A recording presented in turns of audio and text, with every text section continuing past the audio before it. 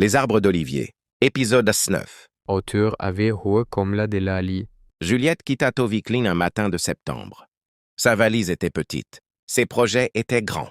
Judith la raccompagna au taxi et ne pleura pas. Par choix, parce qu'elle avait décidé que ce départ n'était pas une perte mais un envol, et qu'elle refusait de lui donner les larmes des séparations quand il méritait le sourire des départs. Olivier était là aussi.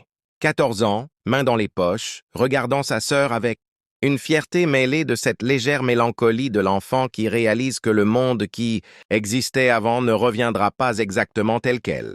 Il dit « Reviens avec plein d'histoires ». Elle rit, l'embrassa fort. « Toi, fais des affaires. Quand je reviens, je veux voir que tu as bâti quelque chose ». Le taxi démarra.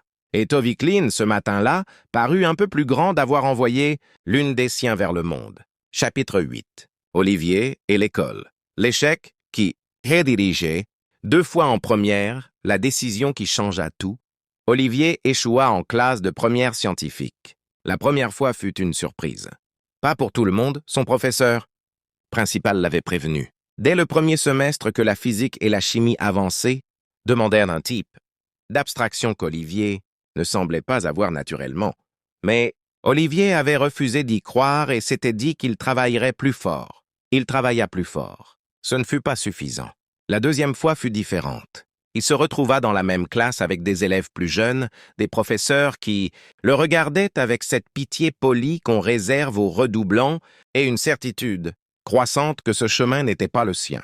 Il tint jusqu'en mars. Puis un matin, en cours de mathématiques avancées, une démonstration de trigonométrie qui n'en finissait pas sur le tableau noir, il se dit une chose très simple. Cette salle n'est pas mon avenir. Je le sais depuis 2 ans. J'attendais quoi? Il rangea son cahier, prit son sac, attendit la fin du cours et rentra à la maison. La conversation avec Richard, il trouva Richard qui rentrait justement de Bohiken pour le week-end.